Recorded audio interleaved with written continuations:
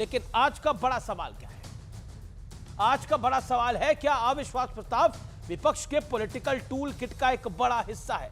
मेरे साथ शहजाद पूनावाला बीजेपी के प्रवक्ता, मेरे साथ विवेक श्रीवास्तव लेफ्ट के नेता, सुनील यादव प्रवक्ता समाजवादी पार्टी के, आनंद दुबे शिवसेना उबाटा के नेता, इनके नेता संजय राउत ने सीरिया का एग्जाम्पल देकर आज बवाल मचा दिया है एक इंटरव्यू के अंदर।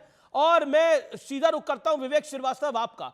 विवेक, क्या आपको लगता है यह अविश्वास प्रस्ताव सोरोस के मुद्दे से ध्यान हटाने और भटकाने के लिए है? नहीं, बिल्कुल नहीं। और आज जो संजय राउत जी ने कहा, भावनाओं के वेग में कहा, लेकिन बहुत कुछ सही कहा। किस दिशा में आप देश को ले जा रहे हैं? आज क्या हो रहा है पार्लियामेंट के अंदर? बीजेपी के लोगों को बोलने का मौका मिलता है। बीजेपी का हर मेंबर पार्लियामेंट टाइम मांगता है, 2-2, 3-3 मिनट के बजाय 5-5, 7-7, 10-10 मिनट मिलता है। लीडर ऑफ अपोजिशन को आप बोलने नहीं देते हैं। जो कमेंट्स अपोजिशन के मेंबर पार्लियामेंट करते हैं उनको बाद में रिकॉर्ड से एक्सपंज करा दिया जाता है।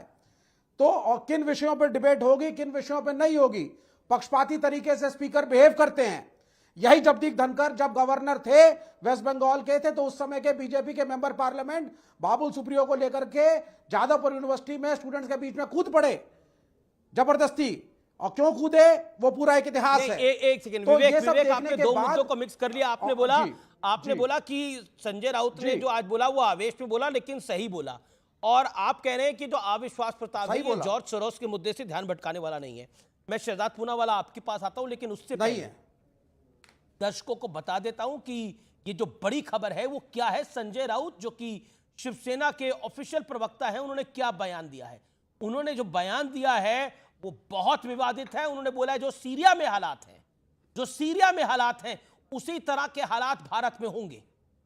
इनडायरेक्टली डायरेक्टली उनका यह कहना है, जैसे वहां के राष्ट्रपति को हटाया गया है वैसे यहां पर भी हो सकता है। ये विवादित तो बयान है। दिशा में जा रहे हैं ना। संजय राउत ने भारत की तुलना सीरिया से करी, उसी दिशा में जैसे सीरिया में राष्ट्रपति को लोगों ने भगाया, वैसे ही क्रांति भारत में भी कभी हो सकती है, यह कहा गया है। संजय राउत का यह विवादित बयान है।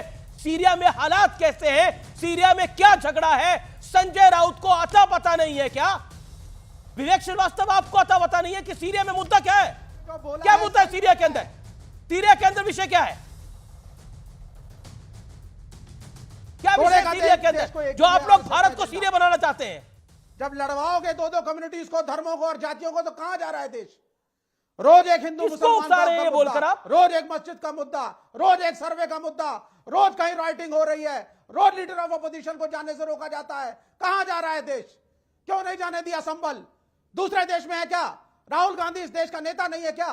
अकेला जा रहा था वो आदमी, उसको रोका गया। कहां जा रहा है देश? हर हफ्ते एक मस्जिद के ऊपर एक इशू उठाया जाता है, लड़वाया जाता है हिंदू मुसलमानों को। कहां जा रहा है देश? क्यों गलत है? बिल्कुल गलत नहीं है शिवसेना के प्रवक्ता। ठीक है, you made your point. Okay, now ठीक है, अब आपने बोल लिया। अब आप शांत रहिएगा। जब अब शहजाद बोलेंगे शांत रहिएगा। आपको बहुत पेशेंटली सुना गया है। शहजाद पूनावाला, देखिए, मैं पहले इसी मुद्दे से शुरू कर देता हूं जो आज संजय राउत ने कहा है। मतलब कि सोचिए किस प्रकार का सियासी धर्मांतरण हुआ है कि जो पार्टी एक समय पर कल्पना अखंड भारत की करती थी, आज भारत की तुलना सीरिया और बांग्लादेश से कर रही है। और एक प्रकार से तो सीरिया और बांग्लादेश में तो कोई विवाद जो हो रहा है वो तो कट्टरपंथी इस्लामिस्ट फोर्सेस का विवाद है ना। वहाँ पर जो बशर अल असद है उसको कट्टरपंथियों ने डिपोज किया है। तो यही तो मैं कह रहा हूँ, वहाँ पर ना आरएसएस है, ना बीजेपी है, ना हिंदुत्व है। वहाँ पर शुद्ध रूप से लड़ाई झगड़ा जो है वो इस्लाम के या इस्लामिस्ट फोर्सेस के दो तबकों के बीच में है, विवेक श्रीवास्तव। और यही तो कह रहे हैं, वोट बैंक की राजनीति में और मोदी विरोध करते करते आप किस प्रकार की बातें और किस प्रकार का व्यवस्था चाहते हैं। चलिए वो छोड़ देते हैं इस विषय को, क्योंकि आज आते हैं आज के विषय पर। 10 सेकंड प्लीज विवेक जी, मैंने आपके बीच में डिस्टर्ब नहीं किया, प्लीज। देखिए, इंडी में है तनाव, इसलिए राहुल पर है पूरा दबाव। निकला है सोनिया सोरोस का जुड़ाव और इसलिए लाया गया है अविश्वास प्रस्ताव। ये अविश्वास प्रस्ताव की जो पूरी पृष्ठभूमि है ना अमीश जी, इसको समझिए।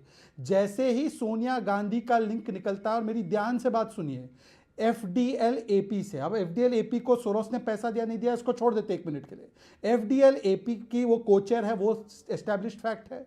अमीश देवगन के शो पर मैंने कल देखा कि ये FDL-AP ने प्रस्तावना रखी है कि कश्मीर को भारत से अलग कर देना चाहिए। और मेरा एक सिंपल क्वेश्चन है, only one simple question, that if Sonia Gandhi is cochair of this organisation, क्या उन्होंने उस समय इस्तीफा दिया जब इस प्रकार का प्रस्ताव रखा गया, इस प्रकार की चर्चा हुई? हाँ या ना? आज भी वो कोचर है। 2 सेकंड और 10 सेकंड और अमीश जी मैं आपसे 10 सेकंड, केवल आपसे 10 सेकंड और रिक्वेस्ट करके आपसे 10 सेकंड लूंगा।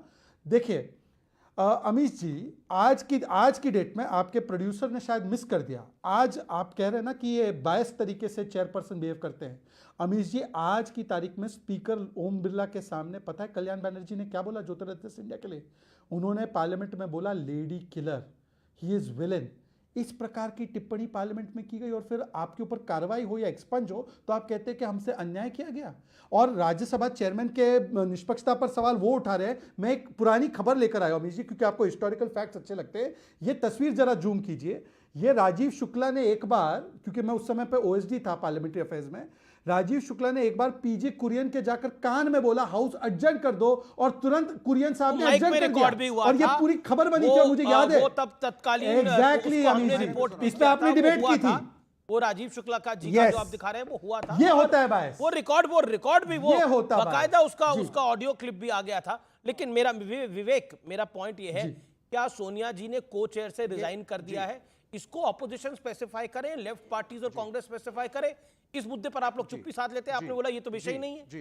क्या सोनिया गांधी अभी भी को चेयर है, हाँ या ना?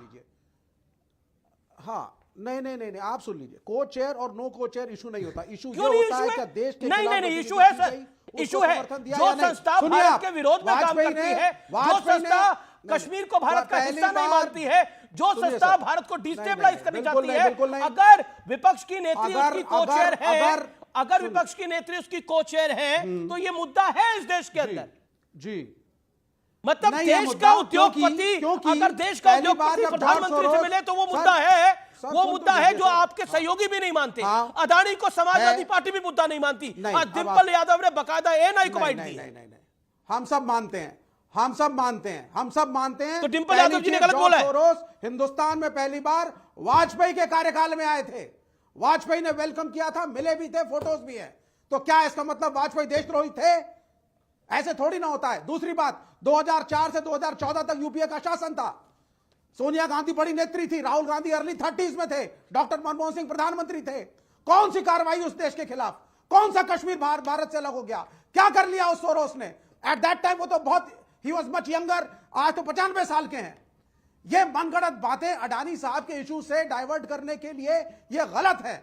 और पिछले 10 साल में कौन सी डिस्टेबलाइजेशन हो गई है?